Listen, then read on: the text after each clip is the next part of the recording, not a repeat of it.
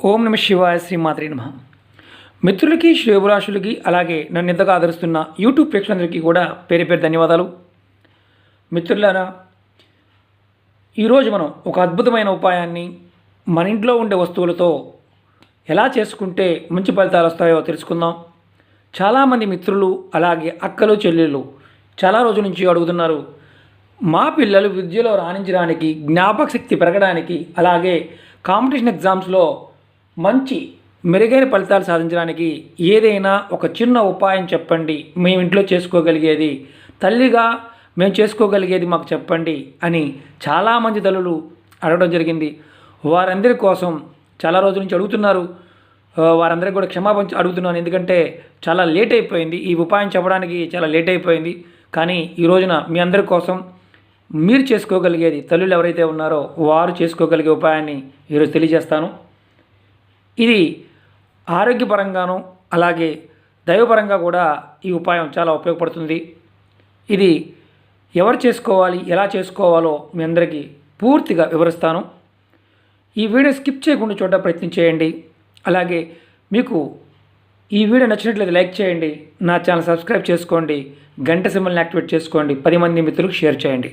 ఇది ఎందుకంటే రాబోయే అమావాస్య రోజున ఈ ఉపాయాన్ని చేసుకుంటే చాలా ఉత్తమంగా ఉంటుంది. పాయింట్ టు పాయింట్ వివరిస్తాను, కాస్త ఓపికగా వినండి.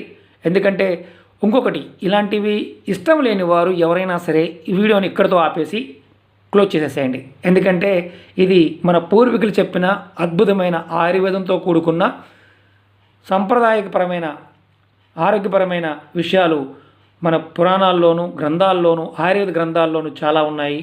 వాటిని వెతికి మనం చేసుకోగలిగేవి మీకు చెప్పడానికి నేను ప్రయత్నం చేస్తున్నాను. ఇప్పుడు మనం సబ్జెక్టులోకి వెళ్దాం. ఈ ఉపాయం చేయడం వల్ల విద్యార్థులకి సంబంధించిన ఉపాయం, వాళ్ళ కాంపిటీషన్ ఎగ్జామ్స్లో ప్రిపేర్ అయ్యే వారి పాయింట్ ఆఫ్ వ్యూలోను, జ్ఞాపకశక్తి పాయింట్ ఆఫ్ వ్యూలో తక్కువగా ఉందనుకునే వారి పాయింట్ ఆఫ్ వ్యూలోను, చదివింది సరిగా బుర్రకెక్కడం లేదు అనుకునే వారి పాయింట్ ఆఫ్ వ్యూలో ఈ ఉపాయం చాలా ఉపయోగపడుతుంది. ఈ ఉపాయానికి కావాల్సిన పదార్థాలు బాదాంలు, అక్రోట్, పాలు, అలాగే చూస్తున్నారు కదా కిస్మిస్, డ్రై కిస్మిస్, తేనె. దీని గురించి కూడా చెప్తాను. అంటే దైవశక్తికి ఆయుర్వేదానికి ఎలాంటి దగ్గర సంబంధం ఉందో కూడా మనకు అర్థమవుతుంది. ఇది ఎవరు చేయాలి, ఎప్పుడు చేయాలి మీకు వివరిస్తాను. ఎందుకంటే నాకు రెగ్యులర్గా వచ్చే క్వశ్చన్ ఏంటంటే, అక్క చెల్లెళ్ళు తల్లిదండ్రులు ఇద్దరు కూడా, మేము మా పిల్లల పాయింట్ ఆఫ్ వ్యూలోనండి బాగా కష్టపడి చదువుతున్నారండి, వారికి చదువు మీద ఇంట్రెస్ట్ ఉండటం లేదు, అలాగే దాని మీద ఫోకస్ చేయలేకపోతున్నారు అని అడుగుతున్నప్పుడు, అంటే ఏదైనా మంత్రం చెప్పండి, ఏదైనా పూజ చెప్పండి అని అడుగుతున్నారు. ఈ పూజ తల్లి మాత్రమే చేయాలి, అలాగే పెద్ద పిల్లలు చేసుకోవచ్చు. ఈ పూజా విధానం చక్కగా ఇది అద్భుతంగా పనిచేస్తుంది. అలాగే ఇది చేయడం వల్ల ఏమవుతుందంటే చదువు మీద శ్రద్ధ పెరుగుతుంది, జ్ఞాపశక్తి కూడా పెరుగుతుంది. ఇది చాలా చిన్న ఉపాయాలు ఇవన్నీ కూడా. ఇది మెయిన్ గుర్తుంచుకోవాల్సిన విషయం ఏంటంటే, పిల్లల కోసం తల్లులు చేయాల్సింది. పెద్ద పిల్లలు అయితే వారంతటి వారు చేసుకోవచ్చు. పెద్ద పిల్లలు అంటే 7th class, 8th, 9th, inter, degree, అలాగే బీటెక్ చదివే వాళ్ళు కావచ్చు, వారంతా చేసుకోవచ్చు. ముందు ఒక ఫస్ట్ ఉపాయం తెలుసుకుందాం. ఈ ఉపాయాన్ని అమావాస్య రోజు మొదలుపెట్టాలి. ఈ ఉపాయానికి కావాల్సిన పదార్థాలు 5 బాదం పప్పులు. ఎందుకంటే మీరు అడగచ్చు, బాదం పప్పులు నానే చూపిస్తున్నారు కదండి, పొట్టు తీసి బాదం పప్పులు వాడుకోవాలి. ఎందుకంటే నాకు పిల్లలు ఉన్నారు, వాళ్ళకి రోజు రెగ్యులర్గా బాదం పప్పులు ఇస్తూ ఉంటాం. ఆ పాయింట్ ఆఫ్ వ్యూలో కూడా మీకు చెప్పాలి కదా, అందుకే చెప్తున్నాను. అలాగే బాదం పప్పులతో పాటు ఇది ముందు రోజు రాత్రి నానబెట్టుకోవాలి. అమావాస్య మనం పూజ చేసుకుంటాం అనుకుంటాం కదా, ఆ ముందు రోజు నానబెట్టుకోవాలి. అలాగే తేనె కావాలి, అలాగే కప్పుడు ఆవు పాలు, తక్కువైనా పర్వాలేదు, ఆవు పాలు దొరకకపోతే గేదె పాలైనా పర్వాలేదు, అలాగే కిస్మిస్, అలాగే అక్రోట్. దీని తెలుగులో అక్రోట్ మామూలుగా ఇంగ్లీష్లో వాల్నట్ అంటారు, తెలుగులో కూడా అక్రోట్ అంటారు దీన్ని. ముందు బాదం పప్పులు నానబెట్టుకోండి. తర్వాత చక్కగా 5 బాదం పప్పులకి పైన పొట్టు తీసి పేస్ట్గా తయారు చేసుకోండి. అంటే మనం బాదం పాలకి ఎలా వాడుకుంటూ అలా చిన్న చిన్న ముక్కలని చేసుకోండి. జస్ట్ చూపించడానికి మీకు చెప్తున్నాను. అలాగే ఆ పేస్టుతో పాటు ఒక స్పూన్ తేనె, మీరు ఇంకొక స్పూన్ కూడా వేసుకోవచ్చు, పెద్ద ఇబ్బంది కాదు. టేబుల్ స్పూన్ ఉంటుంది కదా, ఆ టేబుల్ స్పూన్ తేని. అలాగే కప్పుడు పాలని కొంచెం గోరువెచ్చగా వేడి చేయండి. తర్వాత ఈ పాలల్లో ఈ బాదం పప్పులు, పేస్ట్ చేసిన బాదం పప్పు కలపండి. అలాగే తేనె కూడా కలపండి.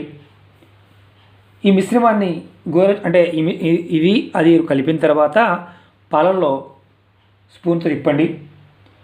మీరు చేయాల్సింది ఏంటంటే ఈ 2 బాదం పప్పులు, తేనె, పాలు మీ పూజా మందిరంలో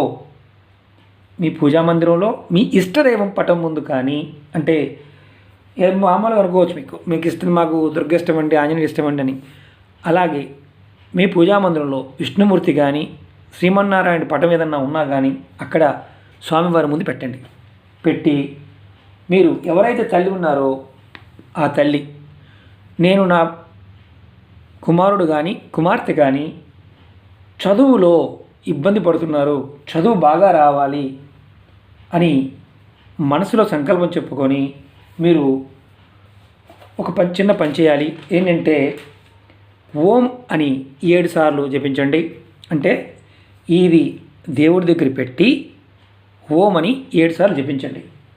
విద్యార్థులైతే, కొంచెం పెద్దవారైతే వారందరికీ వారు ఈ విధంగా చేసుకోవచ్చు. అయితే మీరు చేయాల్సింది ఏంటంటే స్వామివారి ముందు ఆవు నేతితో దీపం వెలిగించాలి. ఆవు నేతితో దీపం వెలిగించండి.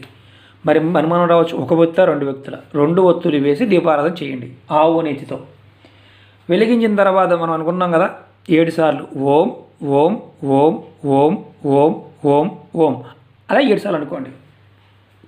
చిన్న పిల్లలైతే కనుక ఎల్కేజీ యూకేజీ పిల్లలైతే కనుక తల్లి చేయాలి. 7వ క్లాస్ దాటిన తర్వాత పిల్లలు ఎవరైనా ఉన్నారనుకోండి, వాళ్ళు చేసుకోలేకపోతే తల్లిదండ్రులు చేయండి.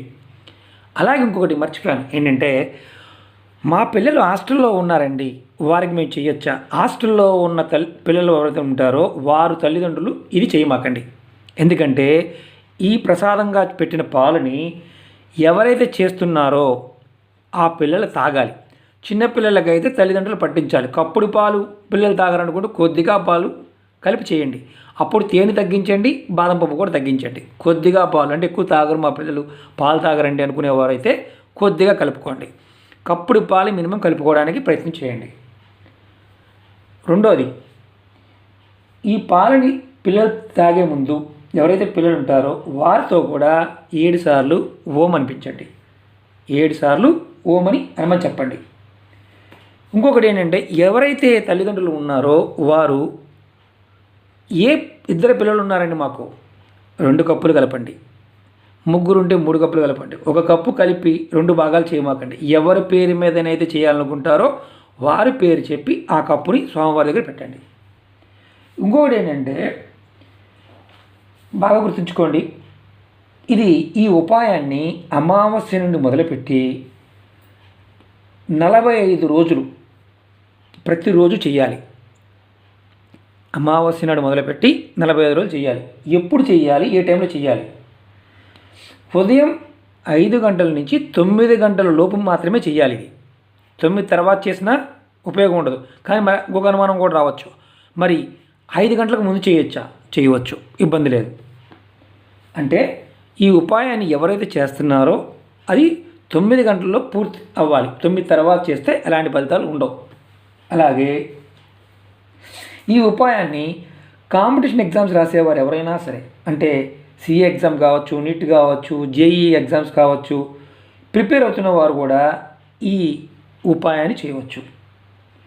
ఇది ఒక పద్ధతి. రెండో ఉపాయం, జ్ఞాపకశక్తి పెరగడానికి. మిత్రులారా కొంచెం జాగ్రత్తగా వినండి, ఎందుకంటే లెంతీ వీడియోనే. ఇది మన పిల్లల కోసం, వాళ్ళ భవిష్యత్తు కోసం ఇది చేసుకోవడం వల్ల మంచి ఫలితాలు వస్తాయి. ఎవరైతే చాలామంది అక్క చెల్లెళ్ళు, చాలామంది మిత్రులు మా పిల్లలకి జ్ఞాపక శక్తి పెరగడం లేదండి, తక్కువ ఉంటుంది అని అడుగుతున్నారు. చదువుతున్నారు అంటే చదివిన చదువు ఉండడం లేదు అని అడుగుతున్నారు. వారి కోసం ఈ రెండో ఉపాయం మీరు చేయాల్సింది ఏంటంటే ప్రతిరోజు ఉదయాన్నే అక్రోట్, చెప్పాను కదా, వీటిని అక్రోట్ అంటారు. అంటే మన మెదడు ఎలా ఉంటుందో అలా ఉంటాయి. ఈ అక్రోట్ని మీ పిల్లలకి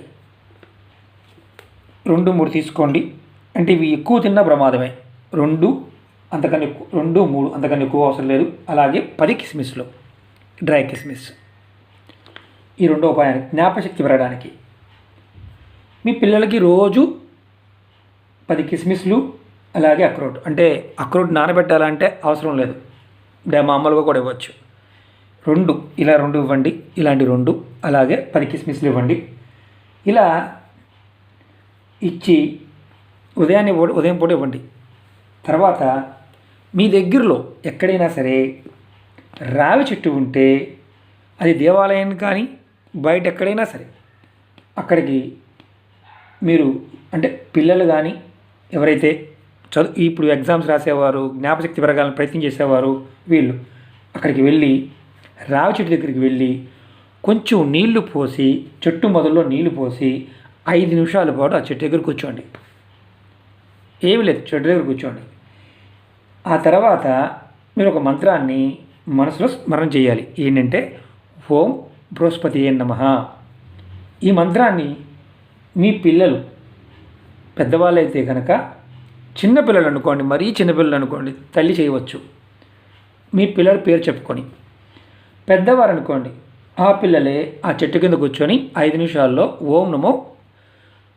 ఓం బృహస్పతియే నమః, మళ్ళీ చెప్తున్నాను, ఓం బృహస్పతియే నమః అనే మంత్రాన్ని మనసులో అనుకోమని చెప్పండి.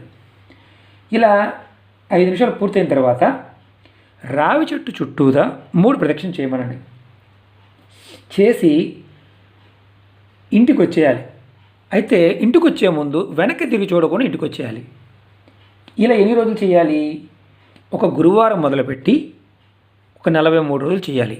43 రోజులు, 43 డేస్ ఈ ఉపాయం.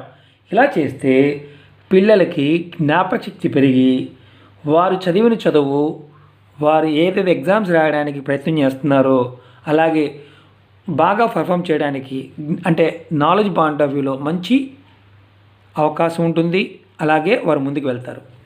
అలాగే కొంతమంది ఇంకొకరు కూడా అడుగుతున్నారు, ఇవన్నీ మేము చేసుకోలేమండి, మీకు ఏది పైన ఇప్పటి వరకు చెప్పారు కదా, అవి మేము చేసుకోలేము అనేవారు కొంతమంది ఉండొచ్చు.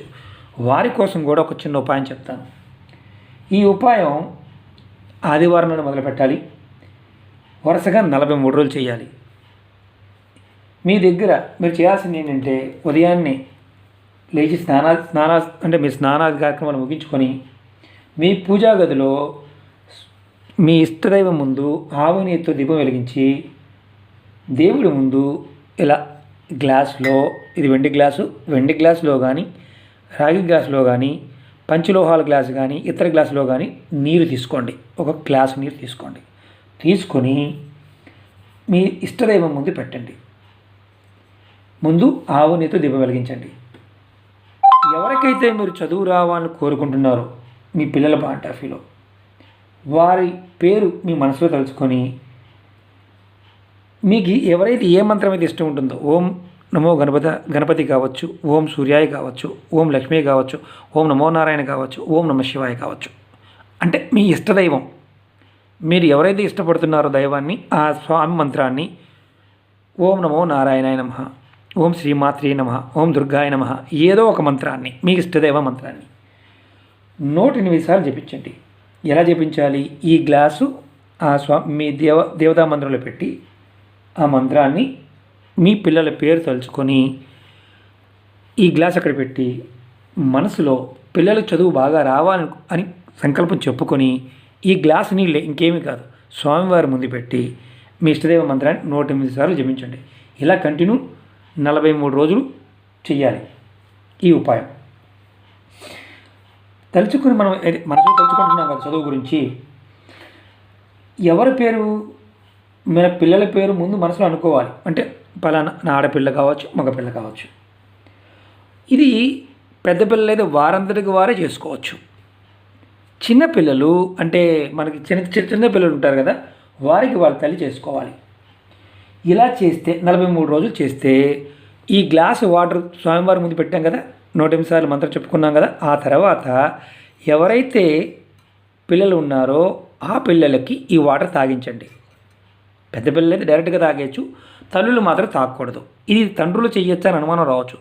తండ్రులు చేయకూడదు, నానమ్మలు, అమ్మమ్మలు, బాబాయిలు చేయకూడదు. ఓన్లీ తల్లులు మాత్రమే చేయాలి చిన్నపిల్లలకి. బాగా గుర్తుంచుకోండి. మాకు వీలు కాదండి, హాస్టల్లో ఉన్నారండి, వారి పరిస్థితి ఏంటండి? హాస్టల్లో పిల్లలు ఉంటే తల్లిదండ్రులు ఇది చేయమాకండి, ఈ ఉపాయాన్ని ఆచరించవద్దు. అలాగే మీరు కూడా గుర్తుంచుకోవాల్సింది ఏంటంటే, పిల్లలు ఎవరైనా సరే ఈ ఉపాయాలు చేస్తున్నప్పుడు 43 రోజులు ఏదైతే ఈ ఉపాయం చేస్తారు కదా, వారు చదువుతున్నారనుకోండి, మీ ఇంట్లోనే చదువుకుంటున్నారనుకోండి, వారి దగ్గర తల్లి ఒక సాయంత్రం పూట కానీ ఎప్పుడైనా సరే 1 గంట కూర్చోవడానికి ప్రయత్నం చేయండి. ఈ ఉపాయం 43 రోజులు కూడా తల్లి పిల్లల దగ్గర కూర్చొని ఆ చదువుకునే టైంలో ఖచ్చితంగా కూర్చొని చేసుకుంటే, అంటే సాయంత్రం పూట కావచ్చు, ఉదయం పూట కావచ్చు, 1 గంట సేపన్న పిల్లలతో తల్లి కూర్చొని ఈ ఉపాయం చేసేవాళ్ళు ఎవరైతే ఉన్నారో, గ్లాస్ వాటర్ ఇస్తున్నారు కదా వారు, తల్లి కంపల్సరీగా పిల్లల దగ్గర కూర్చొని వాళ్ళు చదువుకుంటున్నప్పుడు మీరు పక్కన కూర్చోండి. ఇదేంటండి, ఇది పనిష్మెంటా మీరు అనుకోవచ్చు. పనిష్మెంట్ కాదండి. ఎందుకంటే దేవత మీరు ఎవరైతే ఆరాధిస్తున్నారో ఆ శక్తిని మీ పిల్లలకి మీ దగ్గర ఉండటం వల్ల ఆటోమేటిక్గా ఆ ప్రభావం అనేది పనిచేస్తుంది. ఇది మన పూర్వీకులు మనకు చెప్పిన అద్భుతమైన విషయాలు. ఈ ఉపాయాలని మీరు ఇందుట్లో 3 రకాల ఉపాయాలు చేయడం జరిగింది. జ్ఞాపకశక్తి పాయింట్ ఆఫ్ వ్యూలోను, కాంపిటీషన్ ఎగ్జామ్ పాయింట్ ఆఫ్ వ్యూలోను, ఓపిక ఉన్నవారికి, ఓపిక లేని వారికి కూడా చేసుకోవచ్చు. ఇది నమ్మి చేసుకోండి, ఫలితాలు రావడానికి అవకాశం ఉంటుంది. సహజంగా మనం ఏమనుకుంటామంటే, కొన్ని విషయాల్లో తొందరపాటు, అంటే ఇలాంటి పని చేయులే, మనకెందుకులే అనుకునేవారు కూడా ఉంటారు. అలాంటి మనసులో అనిపించినప్పుడు మాత్రం చేయమాకండి. అలాగే మిత్రులారా, ఇది మనకు రాబోయే తరానికి ఉపయోగపడే ఒక చిన్న ఉపాయం. రాబోయే రోజుల్లో కూడా మరిన్ని చిన్న చిన్న ఉపాయాలు మీకు తెలియజేయడానికి ప్రయత్నం చేస్తాను, అన్ని రకాల విషయాల్లోనూ. మీకు ఈ వీడియో నచ్చినట్లయితే లైక్ చేయండి, నా ఛానల్ సబ్స్క్రైబ్ చేసుకోండి, గంట సింబల్ని యాక్టివేట్ చేసుకోండి, 10 మంది మిత్రులకు షేర్ చేయండి.